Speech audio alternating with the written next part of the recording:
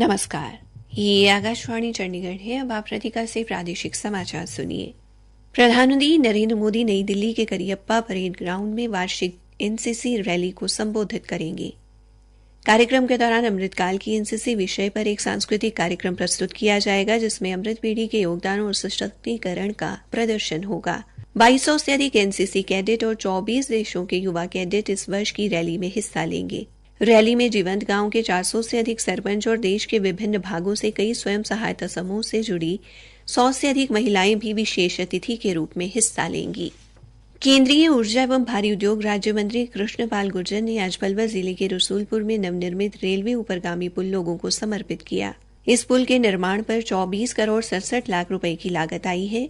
पुल के उद्घाटन अवसर पर विधायक दीपक मंगला और प्रवीण डागर, पूर्व मंत्री सुभाष कत्याल व अन्य कई गणमान्य व्यक्ति उपस्थित रहे।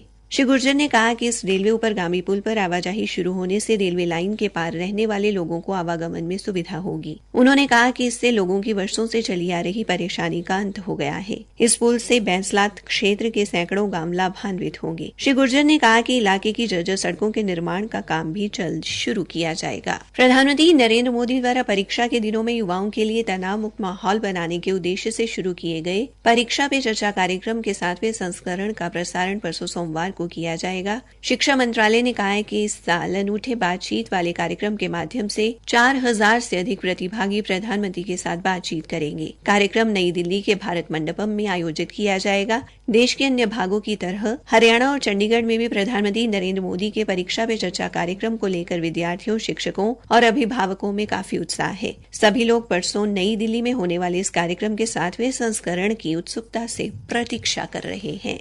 रोहतक से अयोध्या के लिए रेलगाड़ी चलनी शुरू हो गई है। कल गणतंत्र दिवस पर सांसद डॉक्टर अरविंद शर्मा व पूर्व मंत्री मनीष ग्रोवर ने रोहतक रेलवे स्टेशन से इस एक्सप्रेस रेलगाड़ी को झंडी दिखाकर अयोध्या के लिए रवाना किया। ये रेलगाड़ी बठिंडा से चलेगी और रोहतक में शाम को करीब 7:15 बजे पहुंचेगी व 7:20 पर अयोध्या के लिए रवाना होगी। ये रेलगाड़ी सप्ताह में 4 दिन मंगलवार, गुरुवार, शनिवार और रविवार को चलेगी। रोहतक के बाद रेलगाड़ी हरियाणा के बहादुरगढ़ में भी रुकेगी। सांसद डॉक्टर अरविंद शर्मा ने कहा कि इस रेलगाड़ी के चलने से श्रद्धालुओं का अयोध्या जाना आसान हो गया है। सांसद ने कहा कि उनकी मांग पर रेल मंत्रालय ने पिछले दिनों ये रेलगाड़ी चलाने को मंजूरी दी थी। इस अवसर पर डॉक्टर शर्मा ने कहा कि राम मंदिर के निर्माण से नए युग का सूत्रपात हुआ है। इससे राष्ट्र के विकास की गति भी तेज होगी। प्रधानमंत्री नरेंद्र मोदी कल दिन में 11 बजे आकाशवाणी पर मन की बात कार्यक्रम में देश विदेश के लोगों के साथ अपने विचार साझा करेंगे। ये इस मासिक कार्यक्रम की 109वीं कड़ी होगी। यह कार्यक्रम आकाशवाणी और दूरदर्शन के समूचे नेटवर्क पर प्रसारित किया जाएगा। ये आकाशवाणी की वेबसाइट और मोबाइल ऐप पर भी उपलब्ध होगा। आकाशवाणी, दूरदर्शन समाचार, प्रधानमंत्री कार्यालय तथा सूचना व प्रसारण मंत्रालय के यूट्यूब चैनलों पर भी मन की बात कार्यक्रम का सीधा प्रसारण किया जाएगा। हिंदी प्रसारण के तुरंत बाद ये कार्यक्रम क्षेत्रीय भाषाओं में भी सुना जा सकता है।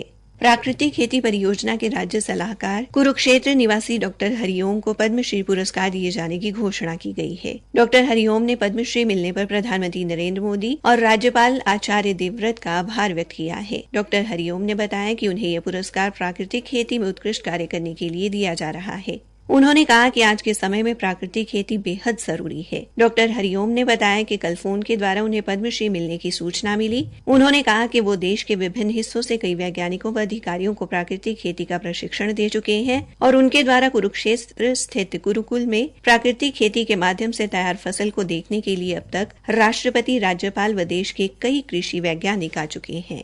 हरियाणा विद्यालय शिक्षा बोर्ड के अध्यक्ष डॉक्टर वीपी यादव ने बताया कि विद्यालय स्तर पर ली जाने वाली कक्षा 9वीं व 11वीं की वार्षिक परीक्षाएं 15 फरवरी से शुरू होंगी। इन परीक्षाओं का तिथि पत्र बोर्ड की वेबसाइट पर अपलोड कर दिया गया है। इसी के साथ ये समाचार बुलेटिन समाप्त हुआ।